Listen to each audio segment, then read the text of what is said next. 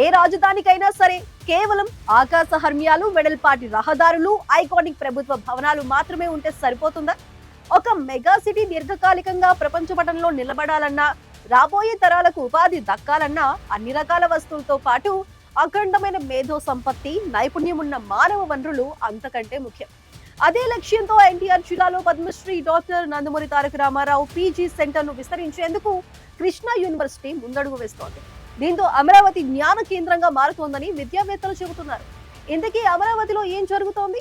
ఆంధ్రప్రదేశ్ శాశ్వత రాజధానిగా అమరావతికి చట్టబద్ధ గుర్తింపు వచ్చిన తర్వాత ఆ ప్రాంతంలో విద్య, పరిశోధనా సంస్థల ఏర్పాటుపై సర్కార్ ప్రత్యేక దృష్టి సారించింది.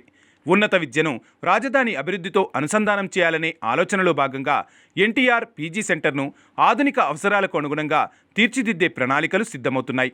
రాష్ట్రంలోని విద్యార్థులకు నాణ్యమైన ప్రభుత్వ ఉన్నత విద్యను అందుబాటులోకి తీసుకురావడమే లక్ష్యంగా చర్యలు కొనసాగుతున్నాయట.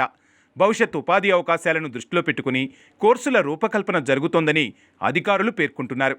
దీనివల్ల రాజధాని ప్రాంతానికి విద్యాపరంగా కొత్త గుర్తింపు వచ్చే అవకాశాలు పుష్కలంగా కనిపిస్తున్నాయి.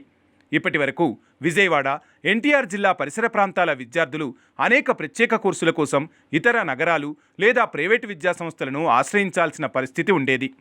కొత్తగా ప్రవేశపెడుతున్న కోర్సులతో ప్రభుత్వ విశ్వవిద్యాలయ నాణ్యతతోనే అత్యాధునిక విద్య అందుబాటులోకి రానుంది.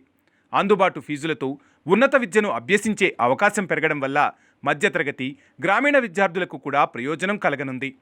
స్థానికంగా నాణ్యమైన విద్యా అవకాశాలు పెరగడం వల్ల విద్యార్థులపై ఆర్థిక భారం తగ్గే అవకాశముందని విద్యారంగ నిపుణులు అభిప్రాయం వ్యక్తం చేస్తున్నారు. జిల్లాలోనే ఉన్నత విద్యా అవకాశాలు పెరగడం ప్రాంతీయ అభివృద్ధికి కూడా దోహదపడుతోందంటున్నారు.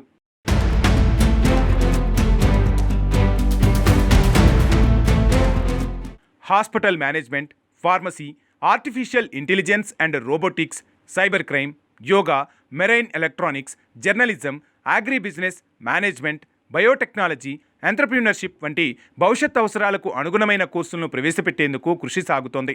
మారుతున్న ప్రపంచ అవసరాలకు అనుగుణంగా ఉద్యోగ అవకాశాలను పెంచే కోర్సులపై ప్రత్యేకంగా దృష్టి సారించినట్లు తెలుస్తోంది. పరిశ్రమలకు అవసరమైన నైపుణ్యాలను విద్యార్థుల్లో పెంపొందించే విధంగా సిలబస్ రూపొందిస్తున్నట్లు తెలుస్తోంది. ఈ కోర్సులు రాష్ట్ర విద్యారంగానికి కొత్త దిశను చూపించే అవకాశముందని విశ్లేషకులు అభిప్రాయపడుతున్నారు.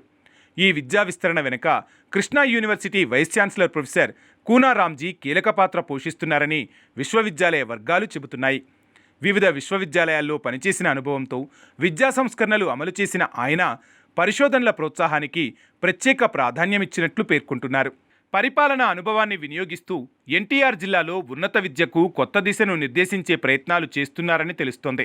విద్యా ప్రమాణాలను పెంచడమే కాకుండా పరిశోధనలపై కూడా సమానంగా దృష్టి సారిస్తున్నట్లు తెలుస్తోంది.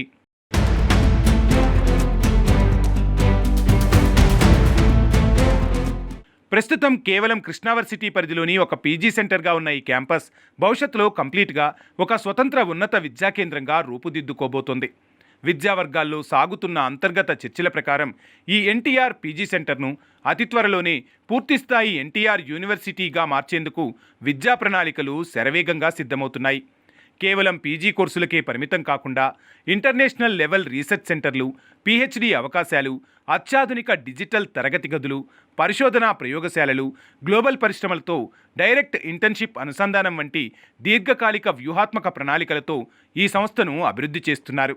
విద్య పూర్తయ్యే నాటికి ప్రతి విద్యార్థి గ్లోబల్ లెవెల్ ఎంప్లాయీగా మారాలనేదే వీసీ కూనా రామ్జీ పెట్టుకున్న టార్గెట్గా తెలుస్తోంది.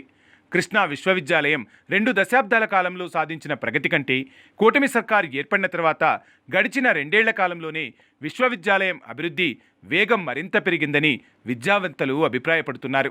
గత ప్రభుత్వ హయాంలో నిర్లక్ష్యానికి గురైన హాస్టల్ భవనాల నిర్మాణాలు, విశ్వవిద్యాలయాల స్థలాల ఆక్రమణలు వంటి సమస్యలపై ప్రస్తుత వైస్ ఛాన్సలర్ ప్రత్యేకంగా దృష్టి సారించినట్లు తెలుస్తోంది. గతంలో కొన్ని కోర్సులు వ్యక్తిగత ప్రయోజనాల కోసం నిర్వీర్యమయ్యాయని విమర్శలు వచ్చిన వేళ ప్రస్తుత భవిష్యత్ అవసరాలకు అనుగుణంగా పలు కొత్త కోర్సులను ప్రవేశపెట్టడం ద్వారా కృష్ణా విశ్వవిద్యాలయానికి కొత్త దిశను చూపించే ప్రయత్నం జరుగుతోందని విద్యావర్గాలు విశ్లేషిస్తున్నాయి.